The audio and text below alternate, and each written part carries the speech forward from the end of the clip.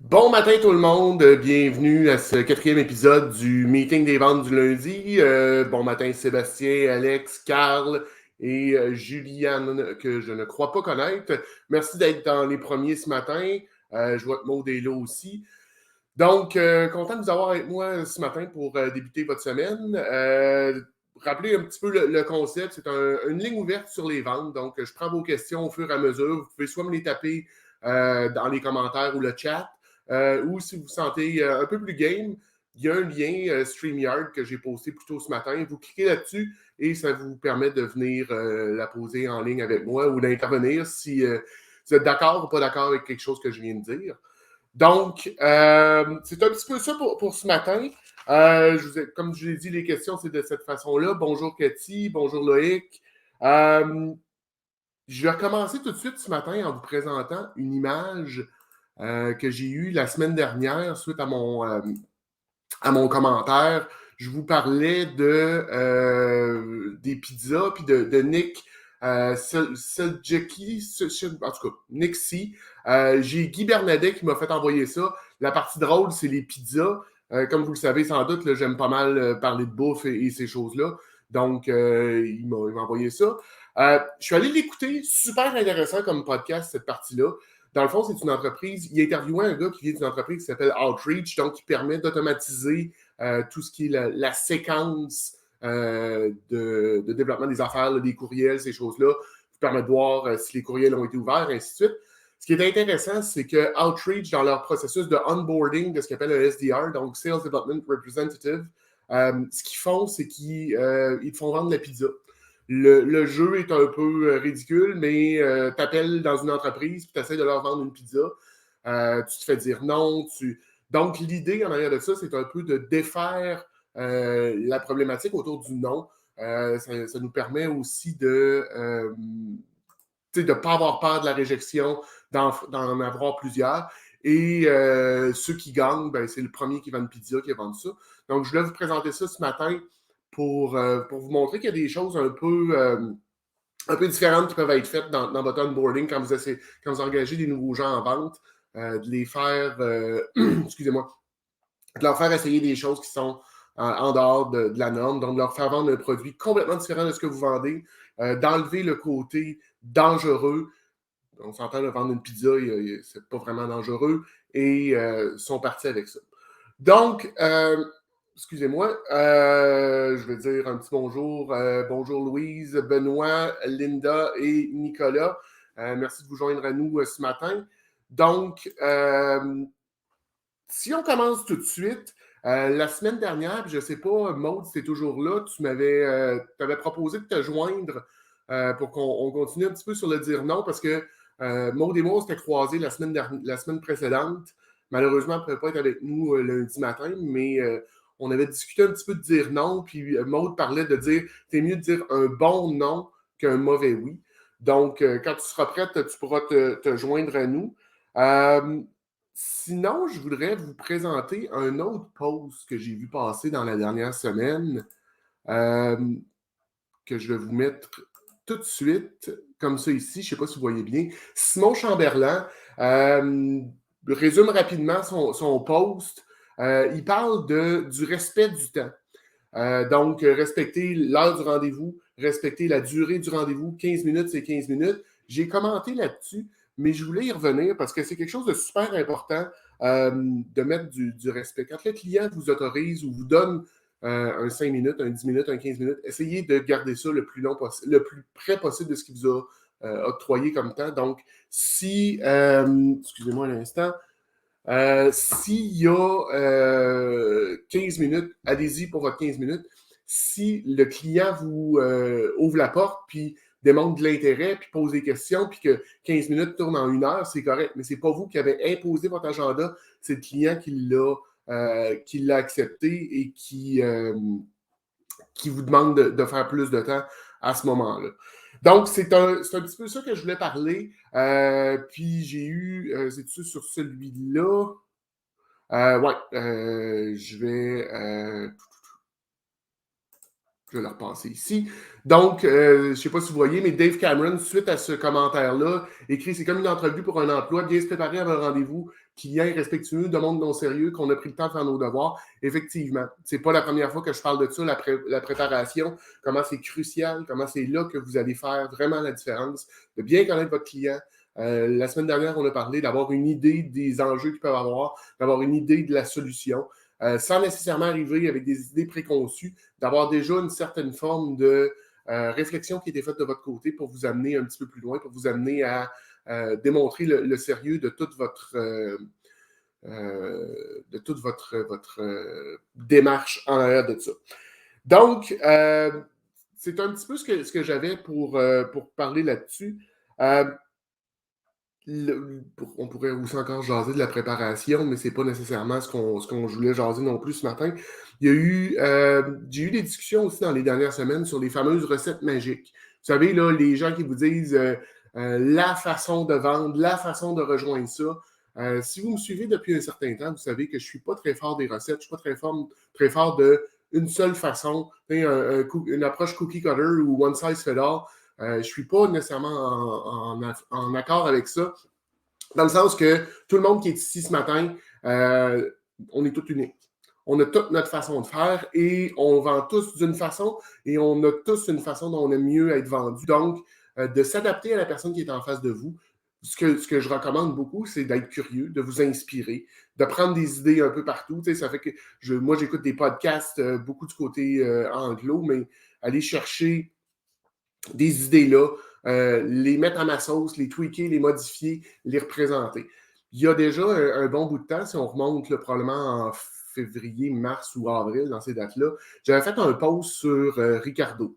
Le Ricardo, là, le seul et unique qui fait des recettes. Puis, je comptais un petit peu que pour moi, Ricardo, c'est une belle source d'inspiration. Tu sais, j'arrive, c'est moi qui fais à manger à la maison, je ne sais pas nécessairement quoi faire, je vais fouiller, je trouve quelque chose, puis on part. Je fais la recette à partir de ça. Le X, c'est que j'ai découvert aussi avec le temps que Ricardo, chez nous, ses recettes sont correctes, mais c'est pas wow. C'est souvent pas assez épicé. Il manque des fois un petit quelque chose où il met des épices ou des trucs qu'on aime moins. Tu sais, je vous dirais qu'on n'est pas une famille qui aime beaucoup le sauge. Et dernièrement, on s'est ramassé avec 2-3 recettes qui demandaient ça. Ben, je prends d'autres choses dans mon armoire d'épices, puis je roule avec ça. Ben, c'est un peu la même chose en vente.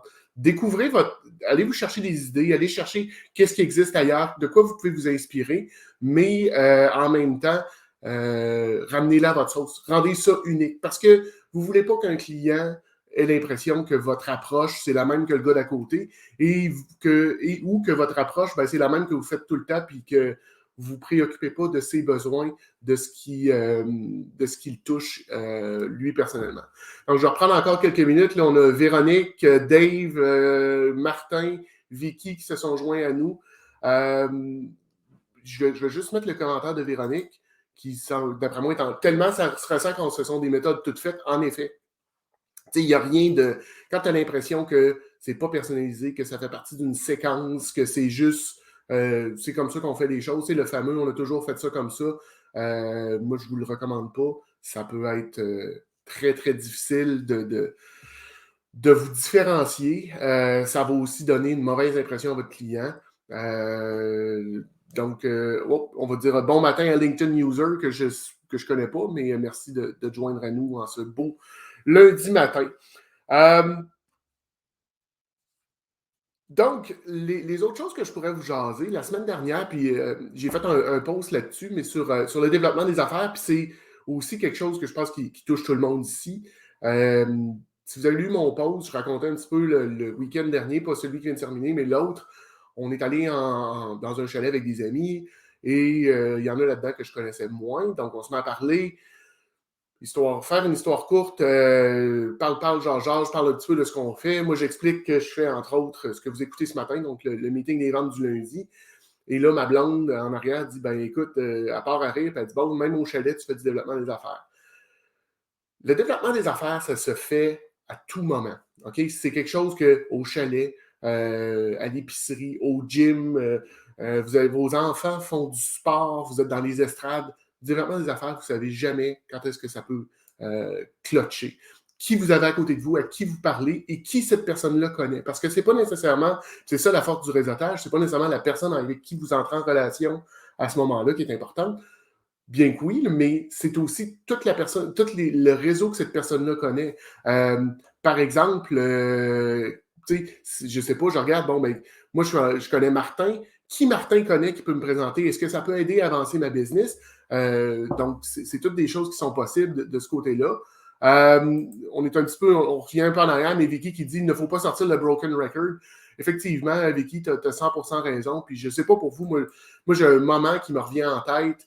Je commençais à faire du B2B, on parle de peut-être 2006, début 2007. Je vends de l'équipement de vérification dans les ateliers mécaniques à ce moment-là. Puis je suis assis. En fait, je suis en train de faire une démo. Et là, j'ai mis la cassette. Puisque mon boss m'a expliqué qu'il fallait que je dise, je le dis exactement. Et à un bon moment donné, je me suis perdu. Je suis parti, comme j'aime dire, je suis parti aux fraises dans ma tête, puis je ne savais plus trop où j'étais. Et à un moment donné, j'ai comme arrêté, j'étais blanc. J'ai eu un blanc, je ne sais plus ce que j'avais dit. Puis là, j'ai vraiment dit au client, est-ce que ça, je viens de te le dire ou je ne te l'ai pas encore dit, tout ça?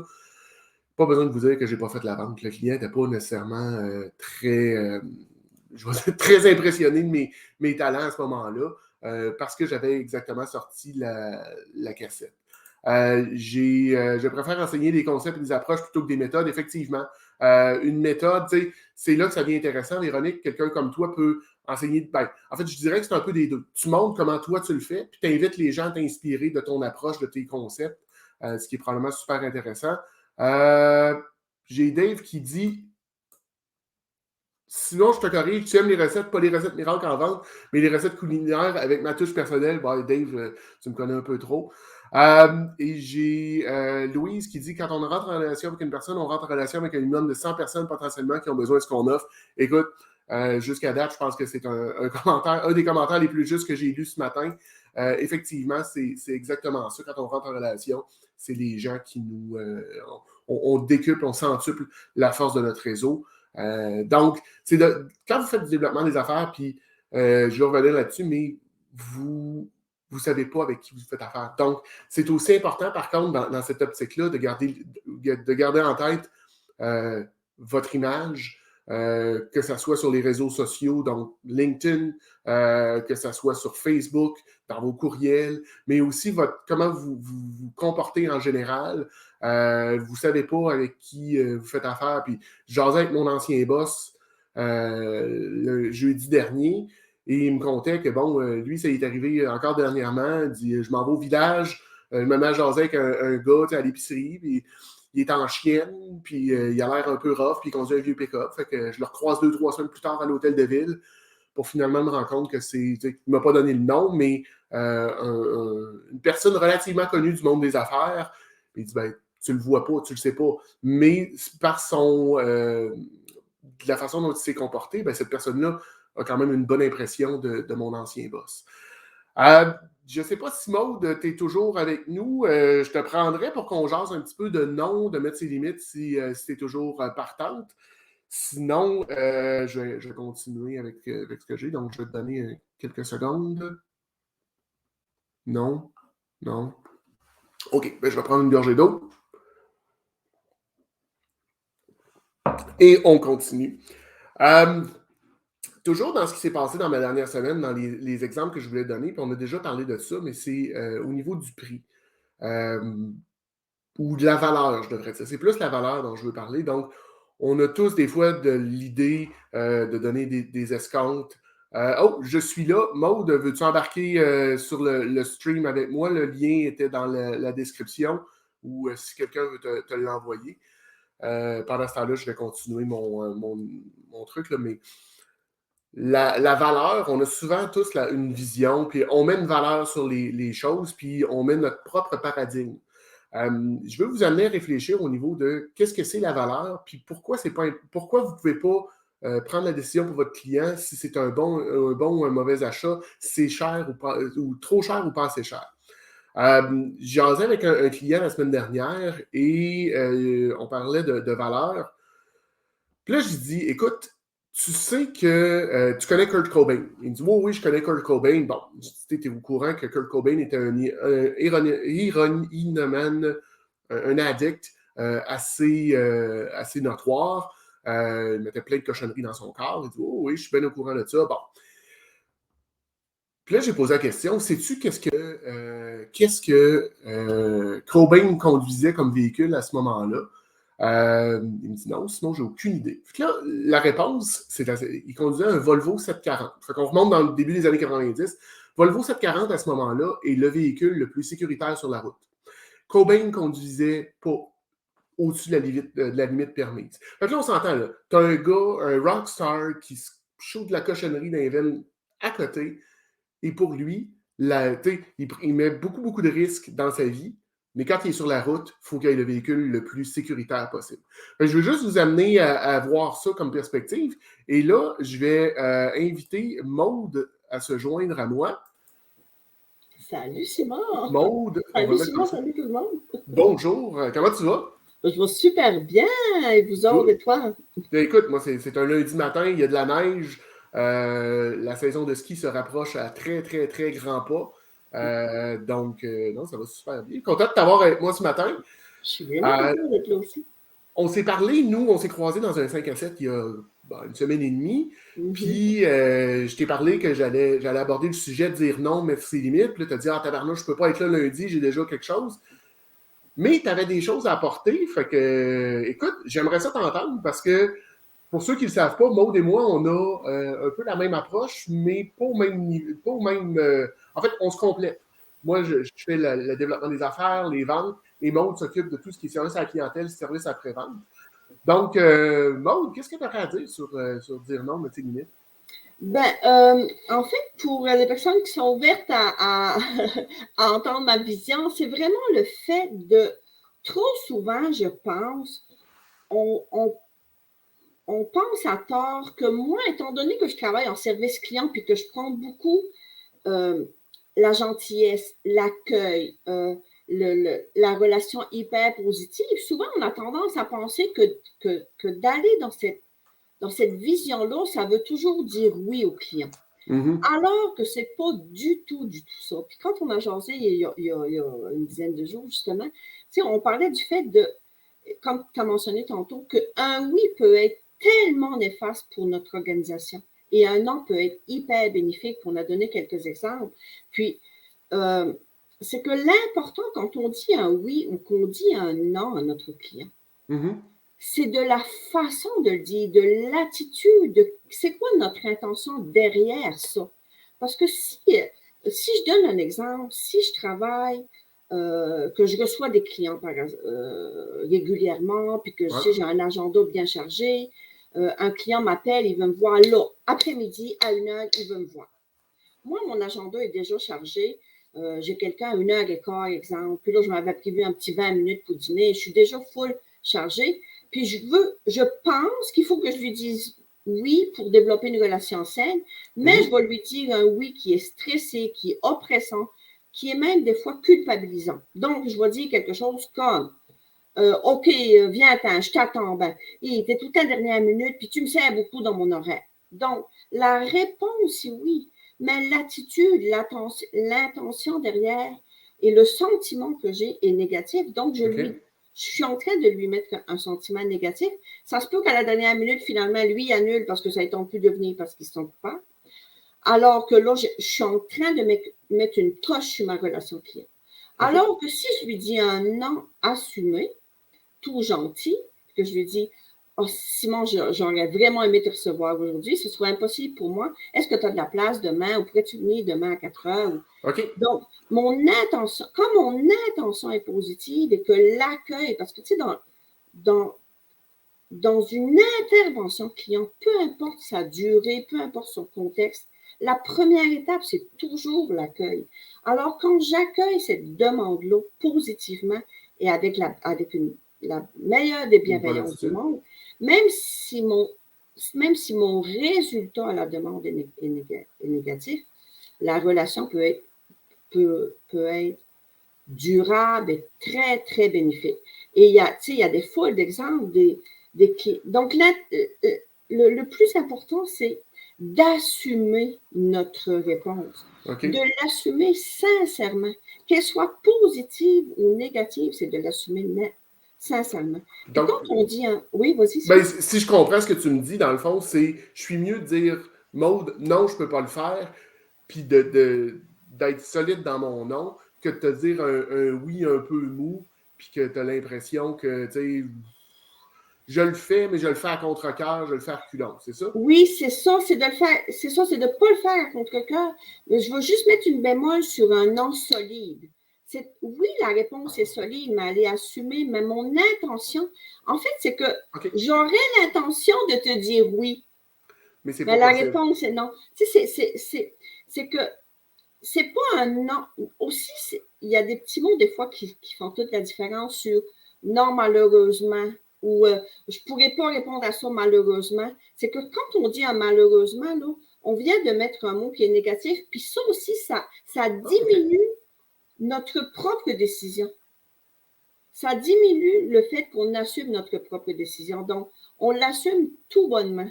C'est comme si, aussi, tu sais, d'autres exemples, on a vu si quelqu'un me demande de venir faire une conférence gratuitement. Ouais. Bon. Puis là, on va dire non, puis là, je suis tannée. Ça fait déjà 2 ans que je donne des affaires gratuitement. À un moment donné, il faut comprendre que là, il faut payer mes services. Comprends-tu? Ça fait qu'on est en train de mettre chez le client, chez le potentiel client, la responsabilité de savoir c'est quoi ma décision, moi, aujourd'hui. OK. Donc, lui, là, si ça fait 2 ans qu'il vaut que je vous donne des conférences gratuitement, c'est normal qu'aujourd'hui, qu'il me demande d'aller donner une conférence gratuitement. Je n'ai pas à le faire comme sentir un peu coupable de me demander d'aller encore gratuitement. Puis là, après ça, je vais me revirer de bord, puis là, je vais aller jaser avec des amis, puis là, je vais dire, bon, imagine-toi qu'il y a encore du monde qui me demande de donner des conférences gratuitement. À un moment donné, il faudrait pas comprendre qu'il faut que je me fasse payer pour ce que je fais. Ouais. Donc, c'est d'assumer avec bienveillance ou les oui ou les non. Puis, j'avais quand même écouté je l'ai écouté après, là, après, c'est ça. Puis, tu sais, il y avait quelqu'un qui posait justement une question sur les rabais, quelqu'un qui me demande souvent des rabais. Puis là, on parlait d'une de ses collègues de travail qui était comme mal à l'aise de dire des non et tout ça. Là, on lui a expliqué pourquoi prendre une décision de oui ou non. Oui, il y a le pourquoi. C'est sûr qu'en amont, il faut que je me pose la question. Est-ce que je vais dire oui ou est-ce que je vais dire non à un rabais, puis où est-ce que je vais aller? C'est sûr qu'il faut que je sois prête à savoir jusqu'où je vais aller dans ces demandes-là.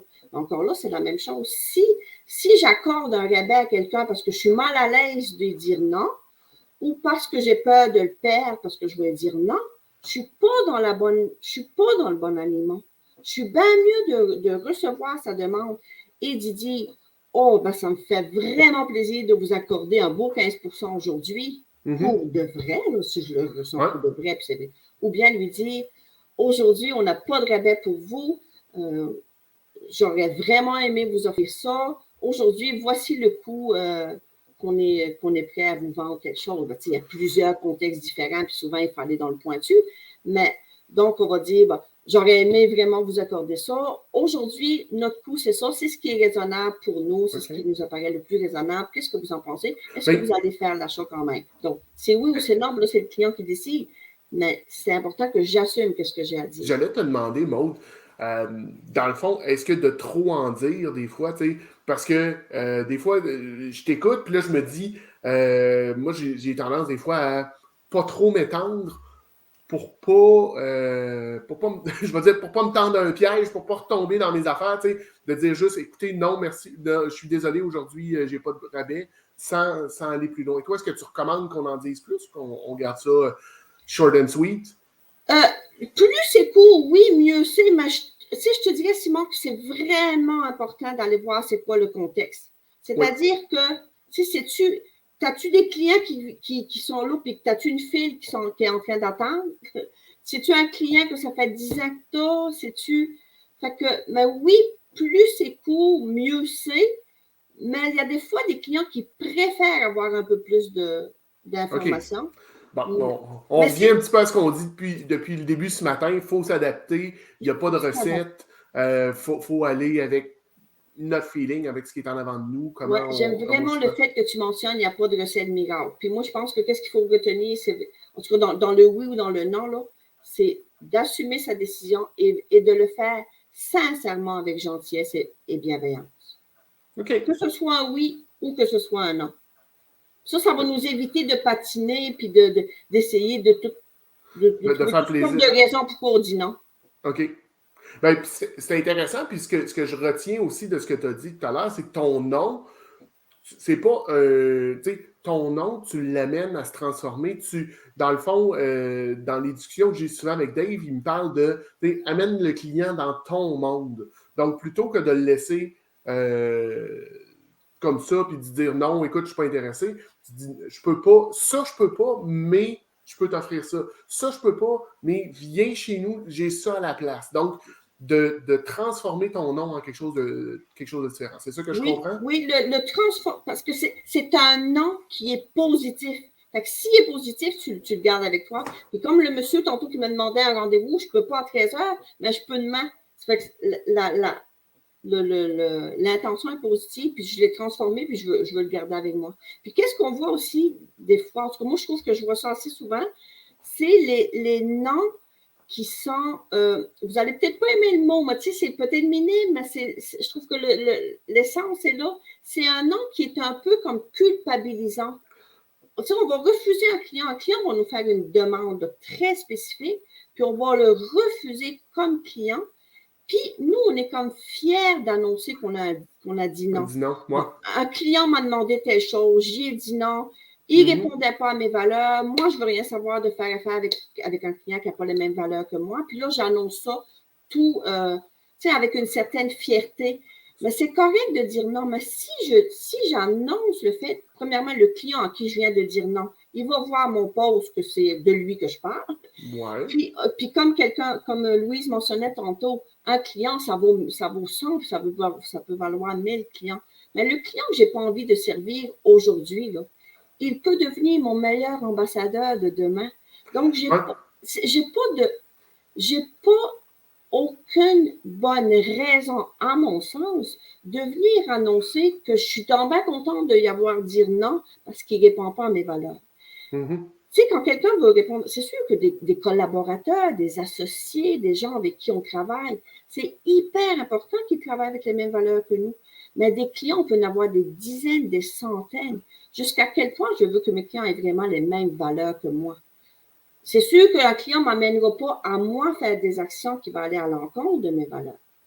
Mais ses valeurs à lui, c'est important que je les respecte, même s'ils ne sont pas comme les miennes, parce que je vais en rencontrer tout le temps des valeurs, des clients qui n'ont pas les mêmes valeurs que moi. Effectivement. Puis je veux rebondir un petit peu sur ce que tu as dit. Tu sais, un client à qui tu dis non ou un client que tu as mal servi peut devenir ton meilleur ambassadeur. Puis si tu te souviens, dans une de nos... il y a quand même plusieurs années, quand on s'était croisés dans une formation, j'avais donné un exemple, moi, d'un restaurant ici à Québec où j'allais régulièrement. Puis, écoute, on arrive là un petit peu... J'arrive là avec mon collègue, on arrive là un peu en dehors des... Un peu tard. Normalement, on est là vers midi moins 5. On arrive, il est plus midi 25, midi et demi. Et là, on est assis à une table et tout le monde passe autour de nous. On a eu un verre d'eau d'attitude. Puis là, à un moment donné, il faut qu'on mange. Il faudrait bien qu'on mange puis qu'on retourne travailler. Quand on se lève, la gérante la gérante est à la porte. On nous dit écoutez, merci messieurs, j'espère que vous avez bien mangé. Et la réponse a été non, on n'a pas mangé. Et là, elle s'est comme complètement désorganisée. Elle s'excuse, je vais vous faire préparer un lunch. Je suis désolé, je ne peux pas. Écoute, je vais faire ça vite, mais elle nous a réinvités là, à payer notre lunch. Ils se sont super bien occupés de nous autres. Là, ils étaient prêts à payer le vin, la bière, dessert, name-it. Mais bon, on est des gars raisonnables. Fait qu'on on a mangé ce que je mange d'habitude. Puis après ça, ils faisaient un lancement ou la réouverture de leur restaurant à nous inviter là. Écoute, c'est quelque chose qui s'est passé, ça doit faire une douzaine d'années. Puis j'ai encore ça en tête. Puis c'est encore le restaurant, j'en parle encore. Puis tu sais, je vais le dire, c'est le Paris Grill. C'est le Paris Grill quand ils ont déménagé de leurs anciens locaux au Jules Dallaire, juste dans cette période-là. Puis encore aujourd'hui, c'est un de mes restaurants préférés.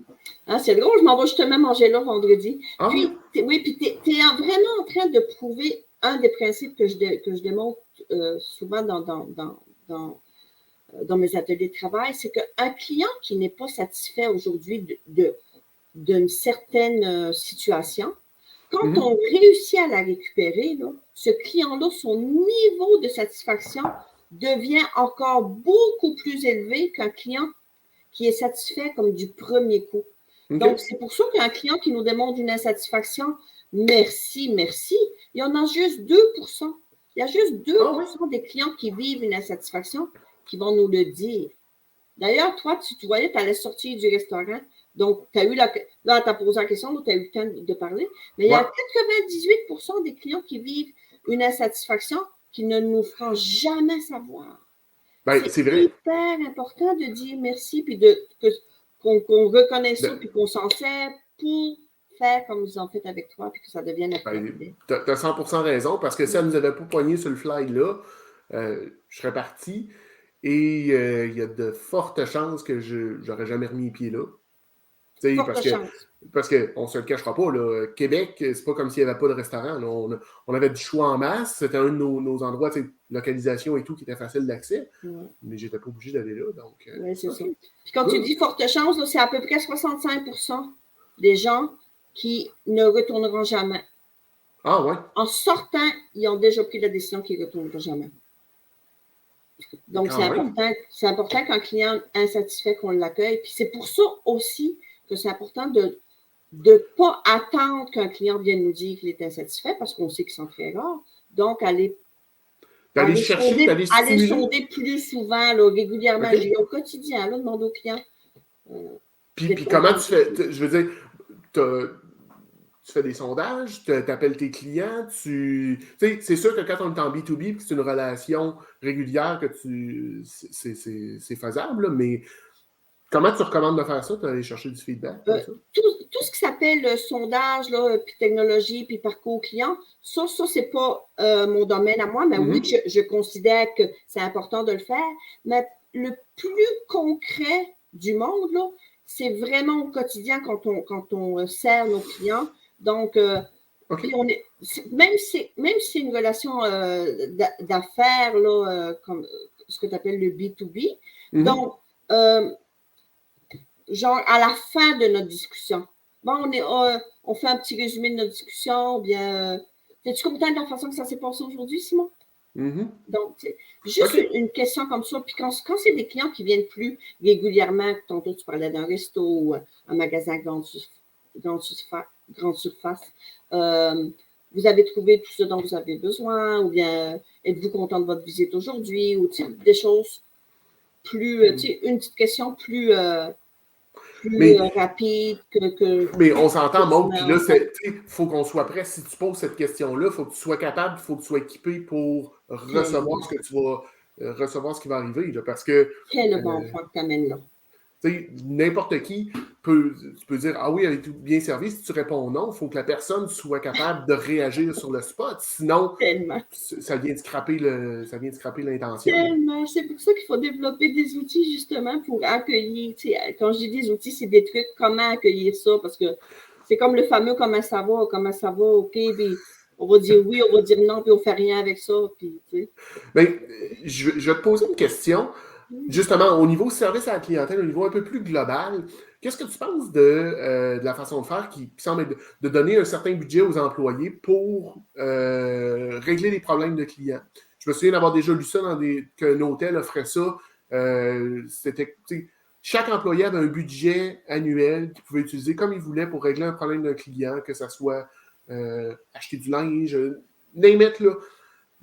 Comment tu perçois ça? Ben, moi, j'adore ça. Puis, je pense qu'il faut toujours avoir un jeu quand même.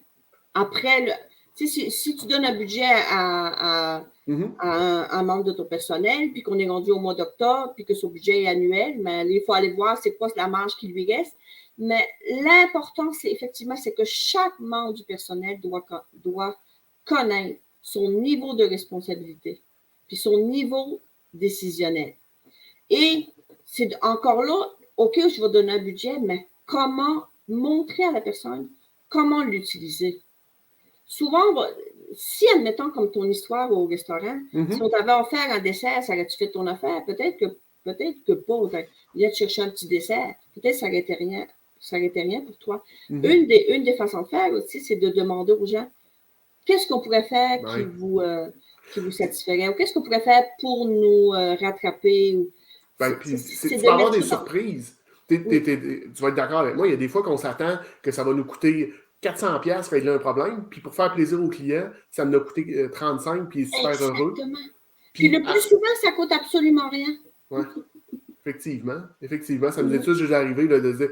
Moi, j'ai des situations qui me viennent en tête où est-ce que, OK, je me dis, bon, ben, ça va me coûter ça pour faire plaisir au client. Puis tu lui demandes, puis non, écoute, enlève-moi telle charge, puis je vais être bien heureux. Puis tu dis, OK, c'est pas plus compliqué que ça. C'est ça. Good. Oui, c'est ça. Dans ton cas, ça pourrait être, si on vous offrait un repas gratuit, est-ce que ça vous conviendrait? Puis des fois, ça peut aller très large, puis ça peut être petit, mais comme je disais d'entrée de jeu, là, il n'y aura jamais rien qui sera plus important que l'attitude et l'intention réelle derrière ce qu'on fait.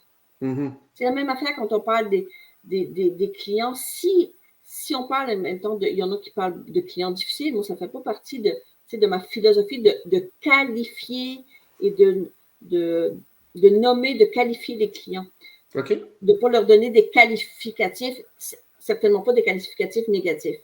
Mais si devant eux, là, on fait attention, puis on se retient, puis on ne va pas les dire que c'est un client qui est exigeant, puis un client qui est difficile, puis là, on se retient devant eux, puis qu'en arrière-plan, là, on se défoule sur nos clients, mais vois-tu que l'intention n'est pas tout à fait sincère? Mm-hmm. Alors que si je parle c'est sûr que je peux parler des clients qui m'ont amené des défis particuliers, mais en équipe, on est dans le total respect, puis on va parler.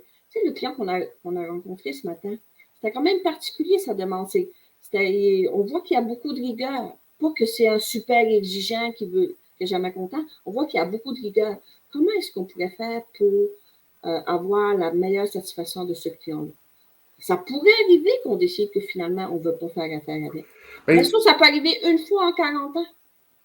Tu sais, ça revient un petit peu, c'est quelque chose que j'ai parlé plus tôt dans le meeting, mais le respect, tu sais, c'est quelque chose que tu as nommé à plusieurs fois. Fait que le respect, c'est le respect du temps, le respect de ce que le client nous accorde, mais c'est aussi le respect de la personne qu'on a en face de nous, le respect de notre client potentiel, de notre prospect, de cette personne-là mérite notre respect quand même. Tellement qu'il mérite notre respect. C'est tellement large. Puis c'est de se dire entre nous, dans toute notre équipe de travail, de quelle façon au quotidien nos actions qui vont être déployées vont effectivement être le reflet de nos valeurs. Je ne connais pas d'entreprises qui n'ont pas le mot respect dans leurs valeurs. Mais maintenant, au quotidien, comment est-ce qu'on va le faire? Puis pas juste nous comme chef d'entreprise, mais chacune des personnes. Ouais, comment inculquer ça à tous les niveaux de notre organisation pour s'assurer que... Parce que, tu sais, je pense à un petit peu de où je viens, moi, le livreur, le gars qui pique la commande doit respecter ça. Le livreur qui est en contact quotidien avec ou plusieurs fois par jour avec le client doit le respecter, doit être... Fait qu'il y a une chaîne aussi. C'est pas juste le représentant, le vendeur puis le patron qui doit respecter. C'est tout le monde au sein de la chaîne. Ah oui, parce qu'une personne peut faire chambouler toute la fin. Puis on s'entend que toute l'équipe de travail, c'est elle qui démontre la culture de l'entreprise. Pour ma part, les clients difficiles m'aident à upgrader mon offre, ma présentation, ma façon de faire, et ça permet de prévenir les objections. Ce sont des situations difficiles qui sont présentées à nous. Effectivement, ça nous aide. Effectivement. Tu sais, la semaine dernière, moi, je rencontrais une cliente. En fait, je suis en train de faire une analyse de leur processus de vente, puis comment ça se fonctionne. Puis dans une des succursales, la personne elle me dit, Simon, moi, tu sais, je me fais dire ça, j'ai ça de prêt. Elle a un genre de playbook déjà de fait. Justement, elle s'est fait, tu sais, il y a des clients qui ont amené des points. Elle a appris à travailler avec ça, puis à les améliorer. Oui, c'est ça. Puis ce que tu viens de dire là, ne fais pas objection à ce que tu as dit tantôt, que tu n'avais pas de recette toute faite. C'est important d'être prêt. En fait, tu peux savoir des affaires tout à fait par cœur, puis que ça reste tout naturel quand même. Parce que je vais faire une analogie avec de bien se préparer. Puis, c'est ça, exactement. Puis on va avoir un spectacle, tu vas avoir une pièce de théâtre, tu vas voir, je veux dire, c'est naturel, ils disent tout ça, mais c'est parce qu'ils sont tellement préparés, ils le connaissent sur le bout des doigts, qu'ils sont capables de le rendre. Je ne sais pas si Chantal Carrier est encore là. Chantal est artiste de la danse. Je veux dire, pour faire des spectacles, pour danser, il a toujours bien fallu qu'elle se prépare un peu. Mais quand elle arrive là, elle est dans le moment présent, puis elle le vit. Donc, c'est pas juste tu sais, est préparé, ben oui, regarde, elle est toujours là, mais c'est d'être préparé puis de le garder de le garder vivant. Cool. Tellement. Je vais juste regarder un petit peu, voir. Bon, regarde, parce que j'en parle exactement, Simon. Je vais juste jeter un œil rapidement, Maude. Tu me dis si tu veux que je parte, puis comment faire? Moi, je vais être un petit peu les promesses. Bon. Ça. Non, mais c'est beau. Écoute, Maude, je te remercie beaucoup de ta participation avec nous ce matin. Tu reviens quand tu veux. Tu es toujours la bienvenue. C'est super le fun de jaser. Puis nous, ben, on va aller luncher dans quelques. On a déjà un lunch prévu. Fait que ben, hâte qu'on s'assoit et qu'on placote off-record. Hey, merci encore, Maude. Bonne journée. Bye bye. Je ne sais pas si c'est toi qui m'envoies. Je ne sais pas comment faire pour m'en aller. Je m'occupe de tout. Donc, comme vous voyez, là, on vient de passer 15, pas loin de 20 minutes avec Maude à jaser du service à la clientèle, à jaser de dire non, mettre ses limites. Ce qu'il faut retenir dans tout ça, c'est que on a jasé à la fin, là, mais le respect, bienveillance, de faire les choses correctement pour les bonnes raisons, que vous êtes mieux de dire un non et comme Dave disait, là, me dit souvent, c'est Simon, dis un non, mais ramène-le dans ton monde. Qu'est-ce que tu peux faire pour tourner ça en oui, que de dire un oui qui ne fait pas ton affaire puis qui va tout le temps te laisser un peu inconfortable, qui va te causer un certain niveau d'inconfort. On arrive à la fin du live, comme vous savez sans doute, moi j'aime bien terminer relativement à l'heure, donc il me reste un peu moins de 4 minutes. Je vais vous parler, si vous me suivez sur LinkedIn, entre autres, vous savez que le vendredi, je fais un post qui s'appelle « Mon petit truc du vendredi ». Vendredi dernier, j'en ai fait un sur Calendly. C'est un outil que j'utilise souvent, que j'utilise beaucoup. Je vous invite à aller lire le post où est-ce que j'explique un petit peu que le temps des fêtes s'en vient. Vous allez vouloir relaxer, ralentir un petit peu. Ben, allez prendre le temps dans votre Calendly d'ajuster vos plages de disponibilité pour ne pas vous faire booker un rendez-vous client le 27 décembre à 2h l'après-midi alors que vous aviez prévu soit jouer au Monopoly, être en ski ou juste passer du bon temps avec la famille. Je vous invite, c'est ça, à le suivre, suivre le hashtag parce que toutes les semaines, je partage des petits trucs comme ça, que ce soit Calendly, Canva, tous les outils que j'utilise. Je suis un gars relativement techno, je me tiens au courant dans ces choses-là. Donc, ça peut être une belle façon pour vous de découvrir des nouveaux outils. Je vais juste, j'ai vu que, bon, juste la fin, merci. Donc, en terminant, si vous voulez poursuivre la discussion, je vais vous parler de Calendly. Bien évidemment, j'en ai un. Donc, c'est calendly.com/Nomisco. Nomisco, c'est écrit comme, en tout cas, là. Nomisco. Donc, Calendly/Nomisco. Si vous voulez m'ajouter sur LinkedIn, si ce n'est pas déjà le cas, c'est LinkedIn/IN/Simon Harvey QC. Je vous demande juste si vous m'ajoutez de ce côté-là de mettre un petit mot m'expliquant où vous m'avez vu, qu'est-ce qui a créé votre intérêt. Ça fait pas mal de tours. Je vais prendre après ça quelques minutes pour répondre à vos commentaires, ceux que je n'ai pas eu le temps de faire pendant le live. Ça a été super intéressant. Je vous remercie de commencer votre semaine avec moi. Je vous souhaite une bonne fin de journée et surtout, je vous souhaite une bonne semaine de vente. Et on se revoit la semaine prochaine, même heure, donc 8 à 8h45 lundi prochain. Bonne semaine tout le monde. Bye!